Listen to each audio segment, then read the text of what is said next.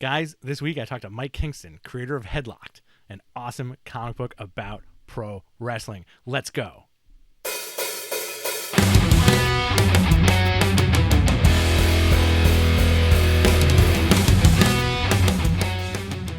Hey guys, welcome to the show. Mike Kingston, creator of Headlocked, the comic. Mike, how are you today? I'm doing good. In the middle of Kickstarter hell, but we're getting through it. Talk to me about it. You have Headlock Tales from the Road Volume 3. The funding is ending this weekend. Am I correct about that? Yeah, it ends on Monday at 10 p.m. Okay, this coming Monday, October 2nd at 10 p.m.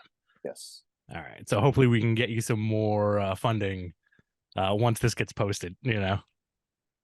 I always look at it like it's not so much like it's just like a pre-order for independence, really. I mean, people think of Kickstarter as like sometimes they think of it as like charity and donating or whatever, but I just look at it as I'm an independent and we're just doing a sort of a mass pre-order for the new book to get to get people to get enough money to basically fund the production of it. Yeah. Well, you're into comics. I'm into comics. You're into wrestling. I'm into wrestling. I think the Kickstarter, the idea of Kickstarter in terms of comic books, it's almost like the fourth indie brand. You know what I mean? Like you have like Marvel, DC, Image, a few others, and then Kickstarter, you know, because from what I've noticed, a lot of the books that get funded by great creators end up as hard copies later on down the line. It might not be soon, but like a year from now, let's say another company will pick up the book and just put it out.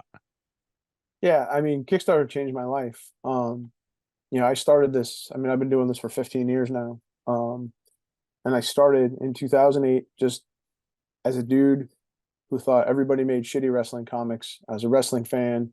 Everybody I knew Mhm. who liked wrestling like comics, everybody knew like comics like wrestling. And it just, so I conceived this idea for our first book, Headlocked, which is a HBO style drama about a theater major who drops out of college to chase his dream of becoming a wrestler. And it's kind of the girl gets off the bus in Hollywood kind of a story. And I took it to every publisher I could find, and I was laughed at. I was literally a guy from a very large publisher laughed right in my face. Wow. I had a publisher asked me if wrestling fans read. A store in my own town told me that no one would ever read it. So I went through just rejection after rejection after rejection. And eventually I just decided I was going to make it myself because I knew there was a market for it. I That started, nope, go ahead. that's wild. Not to interrupt you, but that's insane. And this was early aughts, right? Like 2000, 2008. 2008.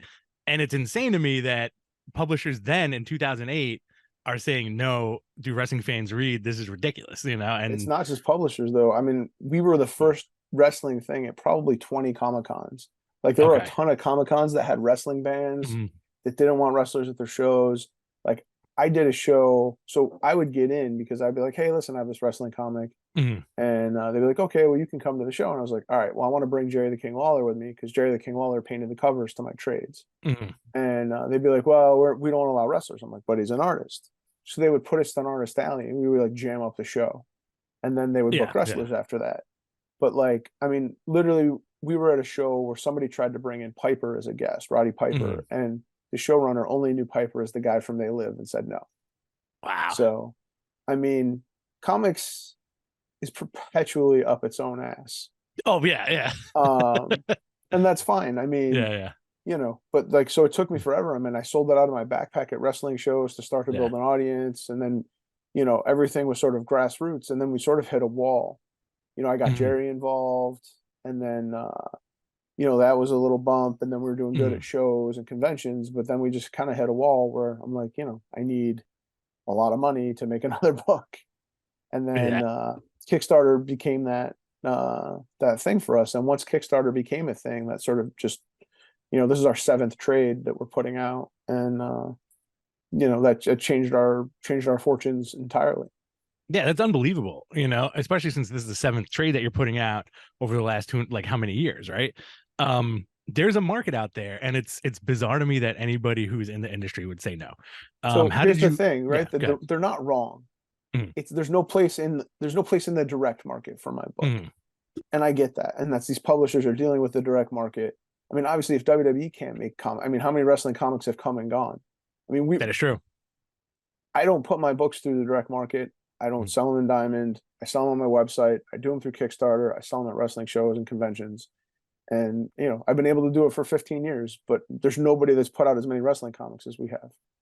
That is And 100% true. I don't use the comic apparatus. So in Right. a way they were right. I didn't understand it at the time. Mhm. I wasn't ready to hear it, I guess, whatever, but it ended up being the best thing for me because I ended up building this into so much better of a thing than it would have been had, say, like Image picked it up in 2008. You know what I mean? Mhm. What did Ringside last? Like 20 issues maybe? Right. I mean, so, we've done 20 chapters of Headlocked. We've done probably 40 some odd collaborations with Tales from the Mhm. Road. Volume 5's in production. I mean, I'm doing a book with Trish Stratus next month. So, I mean, it's unbelievable. Yeah, that's good. And as a wrestling fan, it's almost like, you're kind of, and a comic fan, you're living your dream of doing both. Like you're getting to talk to everybody on the road and making comics. I make the books I want to make, Yeah. how I want to make them. I don't have to answer to people. I have collaborated with almost all of my favorite wrestlers. I'm friends with some of my, favorite wrestlers growing up. Mhm. I mean, it's exceeded my wildest expectations. Like I literally just wanted to make a cool wrestling comic. And I think that we did that, but I never imagined I would have Jerry Lawler painting my covers. I would never imagine that I would be sitting down with, with Ric Flair coming up with a story or sitting up with, Kenny Omega or whoever, Yeah. Cody Rhodes, like, and coming up with comic book stories. So I've been really, really blessed. Like wrestling has been very good to me. Comics, not so much, but Mhm. wrestling has perpetually been wonderful to me. Two industries that are very hard on creators. How did you get hooked up with Jerry Lawler? So I sent him a cold email through his Okay. website, and I forgot I did it after I did it. Like it was like 1 in the morning, and I was like, Mhm. "Shit, Jerry Lawler does art. Maybe I'll just send him an email." I forgot I did it. Like after I did it, like, Mhm. and then I got an email back and said, "Here's my address. Send me some of your books, and I'll take a look at it." And in my mind, it's a webmaster. It's somebody like that wasn't Jerry Lawler that just responded to me, but I'm Mhm. going to send him some books. So I sent him some books. And then like a week later, he called me up. And I mean, if there was a way you could have faked it, I wouldn't have believed it. Like, but obviously he's got a very distinctive voice, Yeah. and, whatever. And I ended up talking to him about comics and art Mhm. we talked for like an hour and a half. And he's like, yeah, I'll totally do it. And, so he did a cover for me. And then, we started going to shows together, Mhm. and he did all my covers. And he's like, he's a great friend of mine, and it's super cool. I just talked to him 2 days ago, and that's just it's an unbelievable thing to me that he's like one of the most famous wrestlers in the history of the world. Oh And yeah. then like because of the Andy Kaufman thing, like he's famous to celebrities. Like we go to Comic Cons and like celebrities bother him, like it's Mhm. nuts because of the Andy Kaufman thing. Um, we were at a show in Kansas City, and a celebrity literally followed him into the bathroom to talk about Wow. Andy Kaufman. So it's That's that's pretty surreal. That's neat. got to be Yeah. surreal. But you know what? He's like the Mhm. most humble dude. Like Mhm. he doesn't consider himself like anything special. Like he's always said to me, like, I just kind of feel like a guy that things have happened to. Mhm. But like he's a natural artist. Like he's amazing. He can draw in like any style. He can just sit down and draw stuff. I mean, obviously he's one of the most important wrestlers in the history of wrestling. Mhm. I mean, I would argue probably the most influential wrestler in regards to modern wrestling. Like he did more for sports entertainment than anybody. Like he did the celebrity stuff first. Mhm. He was dressed as Adam West against Superman. Yeah. It went or he was dressed as Superman against Adam West. They had the Christmas creature and the monsters and Dr. Frank. Like all the sports entertainment stuff, the things that you consider sports entertainment, like he did Yeah. first.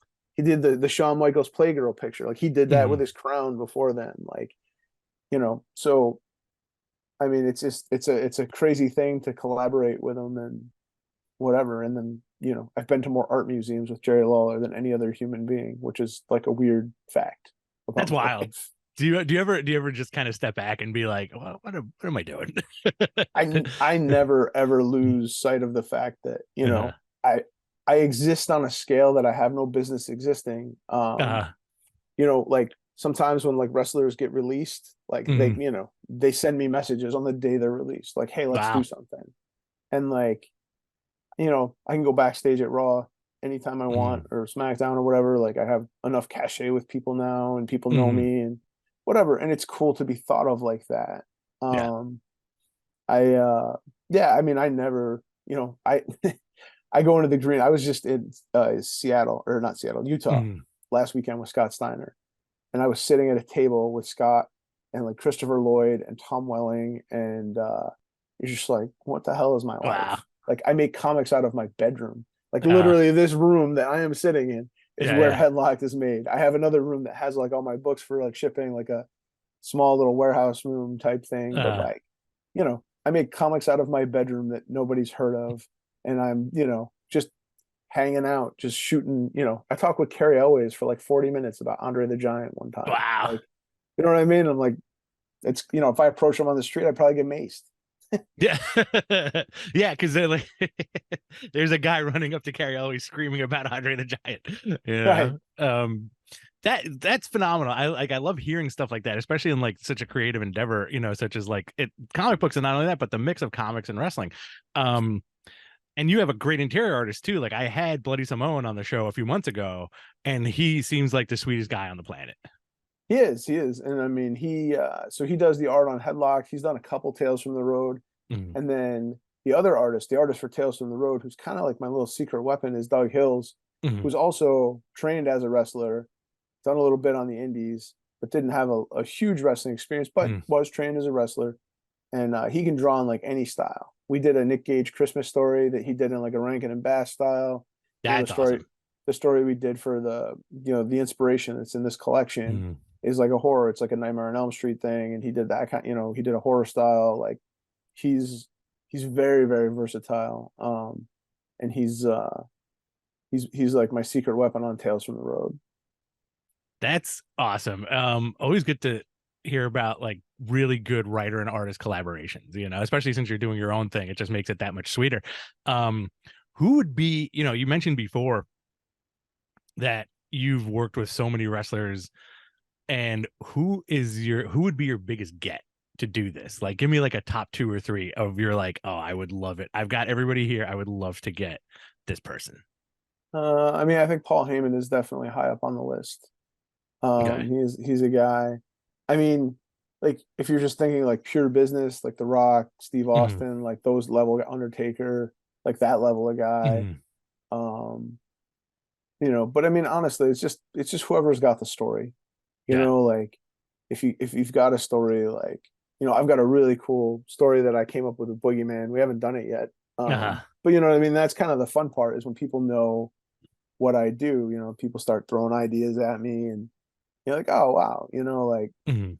like, oh, I could do something, and it's super fun to just riff with creators on, creative people on stuff that is kind of outside of their wheelhouse, but not entirely, Right. because they're all storytellers. But How's that creative process? So like let's say you're sitting around, do you say like let's use the boogeyman for an example. Do you say, hey, I got a great story for the boogeyman, let me get in touch with him and pitch it to him and tell him who I am and what I do? Or is it more of like some kind of synergy where you'll get put in touch with him and then you'll say, hey, I got something for specifically the Boogeyman story, I was in a hotel with you? Steve Austin, the Hurricane, and the Boogeyman watching WrestleMania, Mm. and he just mentioned something. I was like, "Yo, we got to do that at some point." So, Mhm. um, it's it's a weird, it's different for everybody. I do a lot of cons. A lot of wrestlers are at cons. Mhm. I have the only wrestling booth at San Diego Comic-Con. Yeah. So, like, this year we had Dolph Ziggler, Scott Steiner, Danhausen and Brody, Vikingo, Commander, Jeannie Buss from the Lakers, who owns WoW, Wow. Leva Bates. For a long time I had the only wrestling booth at New York Comic Con too. Oh I'm the yeah, only yeah, I remember. I'm the only wrestling thing that's ever been at Emerald City, I believe. Wow.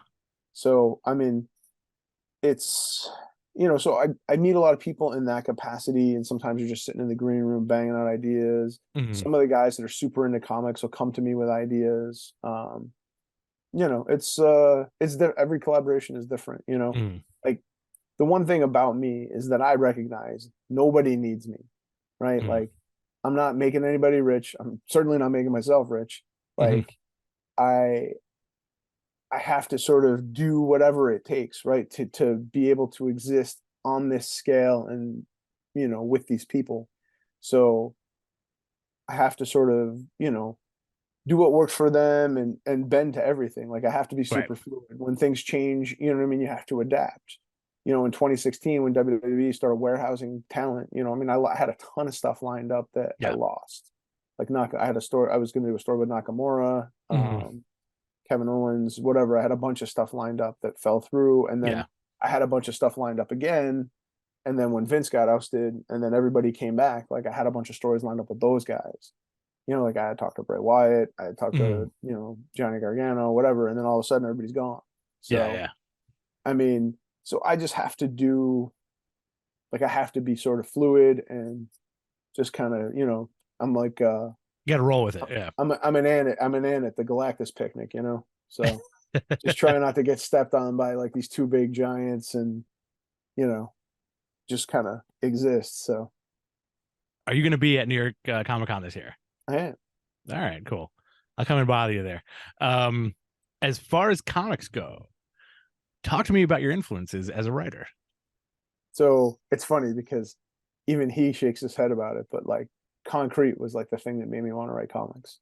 Oh, get out of here. Like That's really cool. That's awesome.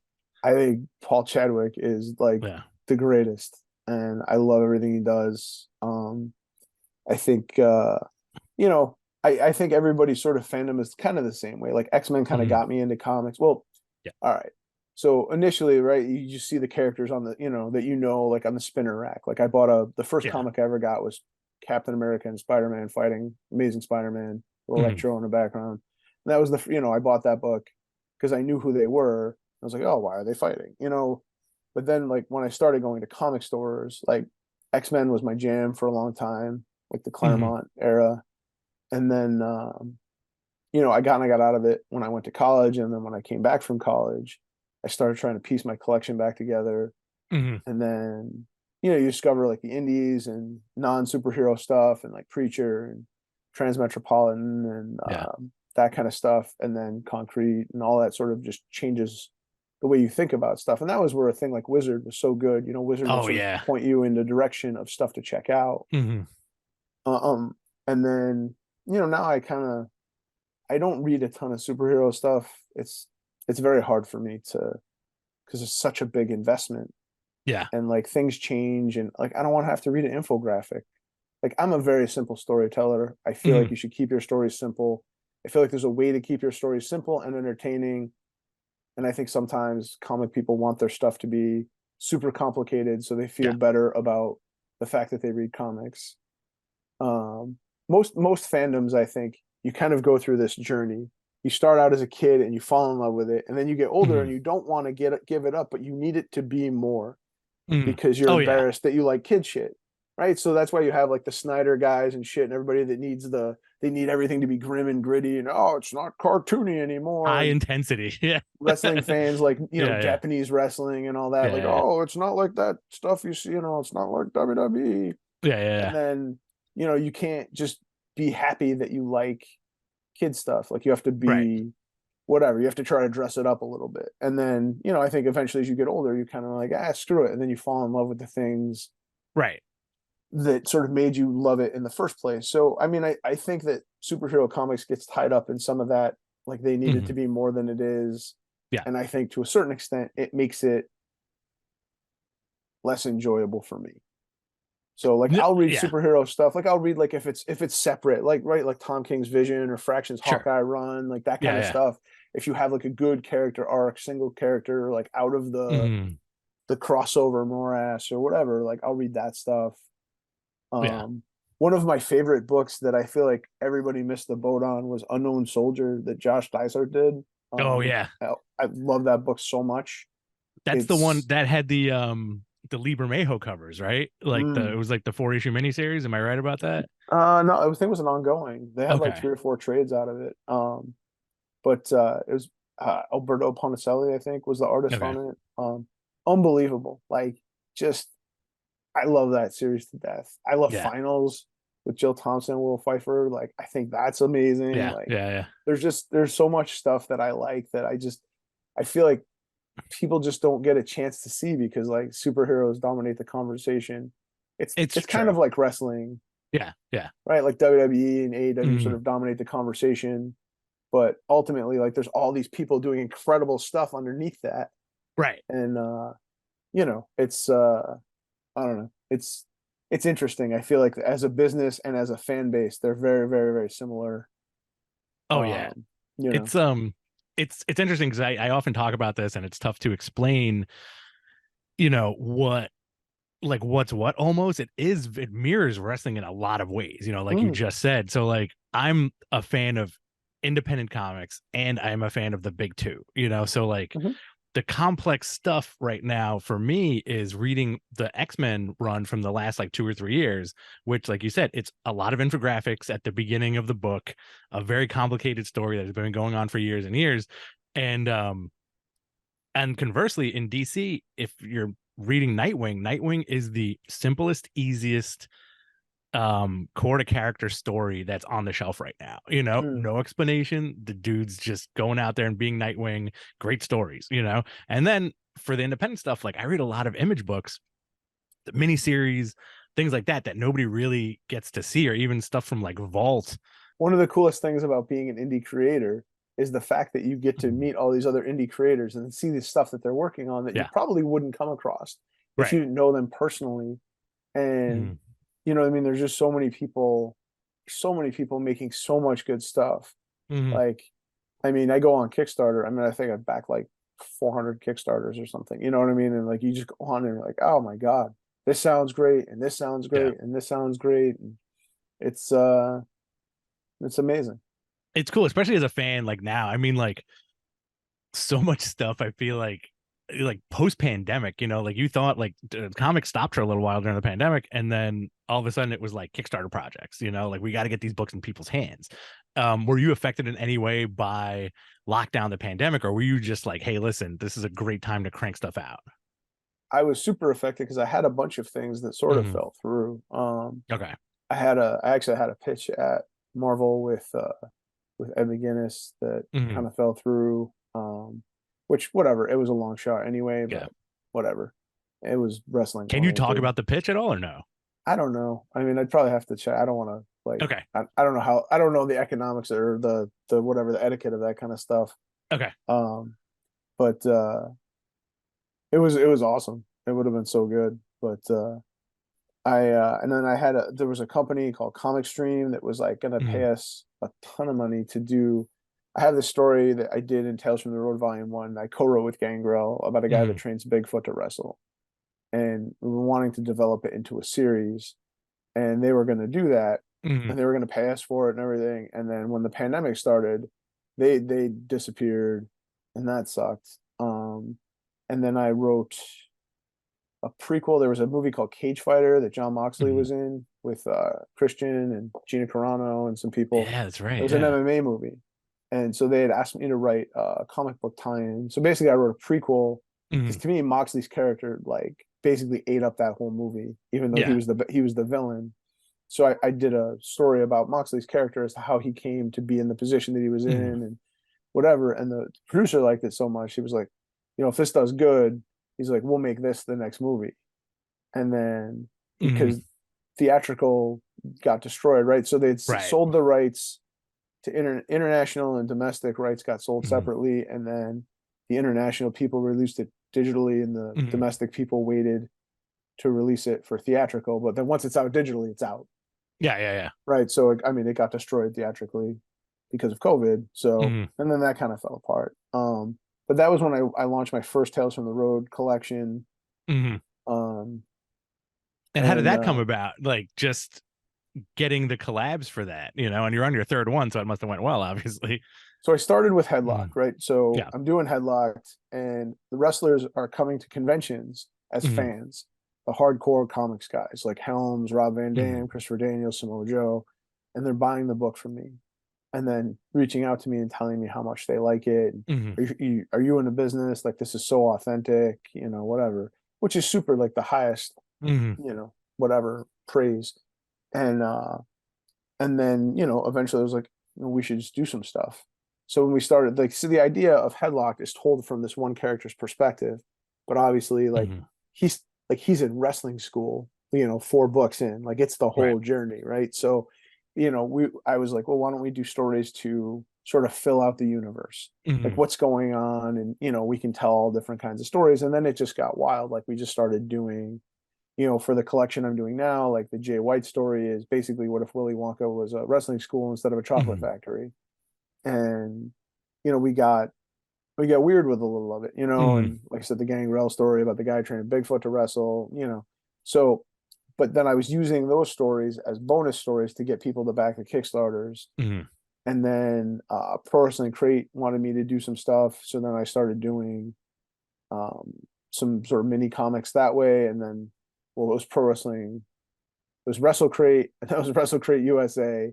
And Mhm. then eventually it's Pro Wrestling Crate. And then we started expanding them to bigger stories from 6 to 12 to 14 pages. And I've been doing them. So we collect some of those in the trades, and then we do some new content for the trades, and it's been good. Like I have enough content to probably fill volume 4 and part of volume 5 that hasn't been collected yet. Are there any artists that you see out there that you would love to work with? I mean, honestly, I'd love to work with anybody. You know, but I mean, it's funny too because I mean, I don't exist in comics, so unless you've been to my booth, Mhm. I mean, honestly, even some of the comics guys that like wrestling just kind of avoid me. I don't know. It's weird. Comics has always been weird to me, and Yeah. I it's I don't care, like, because I've been Mhm. able to do what I do, and Yeah. I'm happy with what I do. I mean, it would be nice to sort of be recognized for the fact that I've been making comics for 15 years, and Yeah. but just because I didn't put it, just because I didn't put them through the direct market, you Yeah. still be treated like an equal. But it is what it is. I mean, again, I'm I wouldn't trade what I've done with anything, and I would Right. put Right. Yeah. what I've done up against any comic out there, any wrestling comic anywhere ever. Mhm. So It's fascinating because like I've been doing this like creator show for a couple of years, and it's mostly comic creators, and everybody has such a unique story of breaking into the comic business, for good or bad. But the one thing that is fascinating that I've found is that everybody's watching each other, so you might not think like, oh, like they're not going to give me the time of day, but there's probably a few people out there who are like, hey, one day we're going to get this guy to do a bunch of shit, so it's very fascinating, no, I mean, I don't wait for people. I'm telling you, like, I yeah, go to people, and people just kind of just yeah, leave me on read or whatever. wow, So it's fine. yeah, Again, yeah, I really, I don't want to act like I'm bitter or whatever. I mean, it'd be nice to be whatever, have yeah, your accomplishments sort of validated by your yeah, peers, but I don't, the one thing that I learned is I spent, you know, almost 5 years chasing comics and chasing somebody to hmm, be the upper left hand corner of my comic, yeah, whatever. And as it turned out, I didn't need any of them, and I don't yeah, need any of them, clearly, yeah, So I, I just want to, all I want to do is make comics. I work a full-time job. I work 70 hours hmm, a week managing a fleet of truck drivers.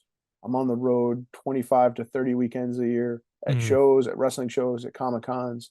And then I have Headlocked, I have Tales from the Road, I have another series that I'm writing that we should be announcing that I'm writing for somebody else for it's still wrestling related. I'm working on the Bigfoot thing. I'm working hmm, on I wrote a horror screenplay during the pandemic that I want to adapt into a comic because indie film kind of went in the tank after yeah, the pandemic. So we had originally written this horror screenplay, and me and a friend of mine that's a filmmaker, we're going to make it ourselves, and then that's awesome. indie film kind of cratered. So Hmm. we're like, well, we should make this as a comic, and pop, see what we can pop on a Kickstarter or whatever, and see if we can get some people to get some attention that way. Um, it's still very much a comic book idea. Um, so yeah, I mean, I'm super, time is my enemy always. Yeah, I feel like after you turn 30, that becomes the case. The hard part for me Is is just I wish I didn't have to stop. Like I kind of wish I could just get to a spot where I know like my Kickstarters are going to fund, but then like, you know, everything happens, right? Like I'm Right. subject to the whims of everything, right? Right. WWE Right. starts warehousing talent, that affects me. AEW Mhm. comes in, you know, like for me, my sweet spot was always Ring of Honor fans Yeah. Yeah. because they were open to, you know, non WWE wrestling, but Yeah. they liked Mhm. wrestling. But then AEW sort of co-opted all those fans. Yeah. So now like that, you know, and then they I mean they market so heavily to their fan base. I mean, they just put out so much merch Yeah. Yeah. Yeah. and you know, whatever, because they're the hardcore. So then like that I gotta deal with that. And then like conventions get, you know, more celebrities start coming into conventions. I gotta deal with that. Like so I'm sort of, you know, international shipping goes through the roof. I gotta, you know, I'm always Yeah. gotta Yeah. deal with stuff. So for this one, post Elon Musk Twitter is killing me. Yeah. Yeah. Um, Yeah. It's I killing mean, everybody. I'm down like $5,000 from the previous campaign in Mhm. Twitter click-through links. So, like, you know, there's always something that you have to deal with. Like, it would be nice if I could just say, no, I was going to get, you know, whatever, 15 to $20,000, Yeah. and then I could just not have to beat the drum and I could keep writing, but I have to shut down, you know, shut down Right. creative to do Yeah. promotion because I do everything that's not art. I mean, Right. Right. Right. every single thing that's not art is all me. So, I mean, it's a lot. Would if given the opportunity, would you do this full time? Would you like what at what point would you be able to just quit your full time job and say, you know what, full time comics, let's do it? I don't know. Honestly, I mean, Mhm. I like not having to worry about my electricity getting turned off. Right, right. You know, like obviously when COVID hit, like, you know, I work for a fleet of, you know, I manage a fleet of truck Mhm. drivers for Target. So Target was going. So, I mean, I still had my job. Yeah, yeah. And, you know, that allowed me to keep making content, to keep, you know, some of the money that I would have spent doing shows, I put into making more books.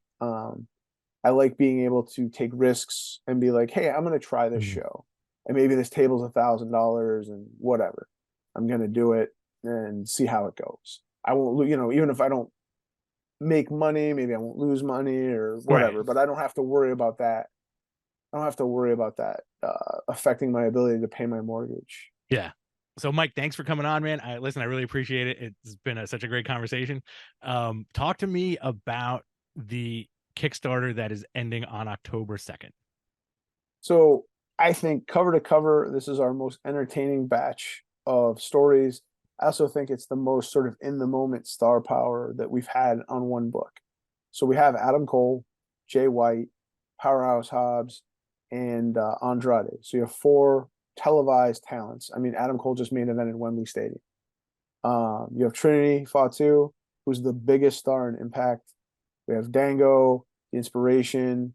We have Lita, who's a Hall of Famer, just on WrestleMania, recently a tag champ. I mean, and the stories are all so much fun, right? Like Adam Cole's is Mhm. obviously video game in nature.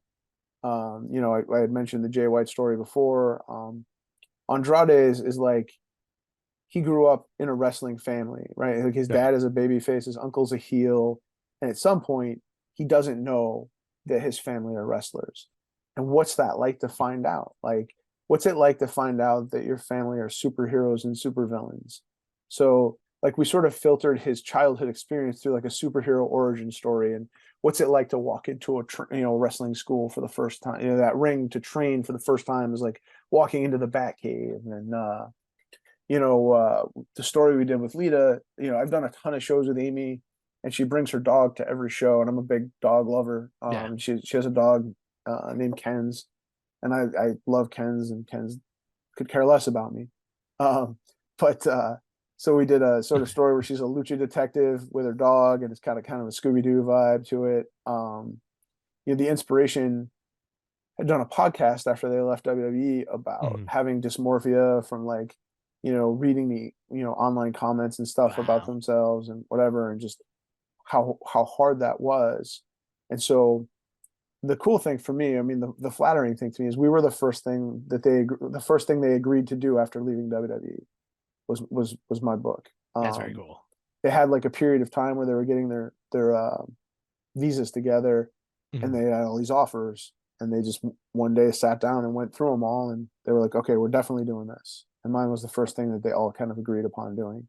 Very cool. And it's a very powerful story and we sort of filtered it it's really like a Nightmare on Elm Street, and it's got kind of a horror, body horror vibe to it. And it's the longest story in the book. It's 20 pages, but it's also it's very entertaining, but I also think it's got a very powerful message. Trinity's story is very influenced by Chicago, the musical. Oh wow, And we were basically taking a song from Chicago and making a story out of it and adapting it to wrestling instead that's of, cool. say, like Adulterous Husbands. Okay, And then Hobbs is a big Venom fan. He's got a big Venom tattoo on his arm. So yeah, we're doing a Venom story that's sort of it's similar to Venom, but it's also a story about grief and loss and okay, how people deal with that. So the stories are all the Dango story is like probably the wildest one. It's a zombie story called Night of the Brothering, okay. and it's a little on the inside, it's a little inside baseball, but it's uh, super fun. And I think anybody that has a little bit of if you ever read a dirt sheet or something, you probably you'll get it. But yeah, it's super fun. So it's a super entertaining collection of stories. And then we have 4 Kickstarter exclusive covers for the series. For last volume 2, we did a cover for Danhausen to help raise money when he broke his leg, and that was it's Kickstarter exclusive, huge seller, and you can't find those for like less than $100 now. that's So really we have cool. an Adam Cole sort of video Game of Thrones type thing where it's like the Mhm. throne, but it's video game weapons. And then we have a Jay White cover, we have a Powerhouse Hobb cover, and Trinity cover that is very heavily influenced by Chicago, like the Chicago movie poster. That's awesome. Um, so, and you can only get those through the campaign. I mean, they may be available later on, but they're not going to be available at like cover price. So it's it's a good opportunity to get something that's going to be super collectible. I mean, Adam Cole is a popular wrestler, right? And there's probably not going to be more Mhm. than 200 of these things made. So it's going to be it'll be a collector's item. So if you're a collector, you can get down with it. If you're, you know, I mean, at the end of the day, it's a dope book, and it's a great collection with great talent. So, I mean, that alone should be enough. But I mean, if you're a Yeah. collector, there's a couple of different reasons why you should pick up this book. Well, I think yeah, like if you're a wrestling fan, not even if you're a comic fan, but if you're a wrestling fan and you're getting like stories from these folks that you watch every week, right? Mhm. Or have heard of or have fallen in love with over the course of your wrestling fandom. And like you said, you can't find that Danhausen cover for less than $100, and you're making, besides making a great comic, you are making collectibles for people, And we uh also have, I mean, it's super customizable. You can get anything we've done. All the old Tales from the Road stuff. I mean, we've got stories of Samoa Joe, Dolph Ziggler, Mustafa Ali, AJ Styles, whatever, you name it. But then we also do art prints at conventions and stuff because there are some people that will not buy non-branded wrestling stuff. yeah. And so I protect myself. But we do some art prints and stuff for the Mhm. shows. So I have Undertaker art prints that are signed by Undertaker. I have stuff signed by Very Sting, cool. Bret Hart, the Hardy Boys. I have the first thing that all 4 members of Judgment Day ever signed. Wow. We have an art print there. We have a Rhea Ripley signed art print. So like there's tons of stuff. Like, I mean, you can get a digital book for $15, a digital trade, 120 page book, or I mean, I got a guy that's in for over 1,000 who wants everything, every Right. book, every Yeah. variant, everything we got. So it's completely customizable to whatever your desires are. And we just like the support. The popping a good Kickstarter number helps us, Oh yeah. when it comes to, talking to other talents. Like if I want to get bigger talents, if we want to get, what I mean? If I want to have a conversation with John Cena or The Undertaker or somebody like that, it helps when you got a good number to, to stand behind. So, because, you don't get those guys into a conversation without, a fair amount of money. Oh yeah. If we ever want to get to that level, I mean, I got tons of people that still want to collaborate, Mhm. um, and I'll never run out of collaborators. But I mean, if we want to do some bigger stuff down the road, then having a good number helps that too. It helps us make better books. I don't. I'm the last guy to take money out of Headlocked, and whatever. I mean, everything just goes back into the machine. Yeah. You know what I mean? It's more books, it's more shows, it's more art prints, it's more whatever. You know,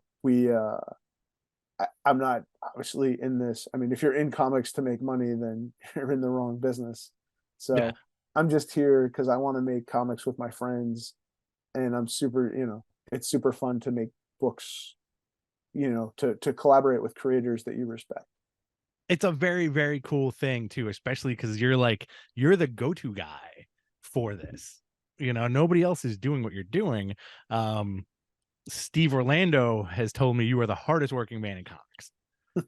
So, I believe, after talking to you, I kind of believe it, man. I kind of believe it. So you got And it's 2 more wild the days. people Yeah. that like our stuff. Like this Mhm. book has pull quotes by Finn Balor and Billy Zane. I mean, like Billy Zane is an enormous Headlock fan.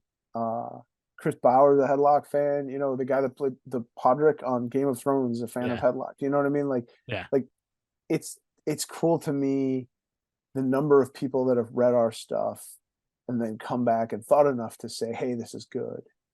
David Arquette fan, Ron Very cool. Funches, Judah Freelander, like tons of people who like wrestling and stuff. Mhm. So like that's wild too. You know what I mean? Like when you're hitting that level Yeah. of you know positive stuff. So It's folks it's that dig uh it. it's been cool, man. It's been I can't knock it. That's awesome, man. Listen, guys, support the Kickstarter. It's Headlock Tales from the Road Volume 3. It ends on October 2nd. We'll put the link down in the description, and we're going to post it everywhere. Mike, thank you so much for coming on, man. I really appreciate it. Is there anything else you want to leave us with? Nah, I think I'm good. I feel like I got everything in. Awesome, man. All right, Mike, I would love to have you on again in the future. Yeah, for sure. I'd love to be on. Cool. Guys, fund that project. Headlock Tales from the Road Volume 3. Let's keep up this synergy between comic books and pro wrestling. Why not? I'm sure I'll see Mike at New York Comic Con, maybe break each other's balls a little bit.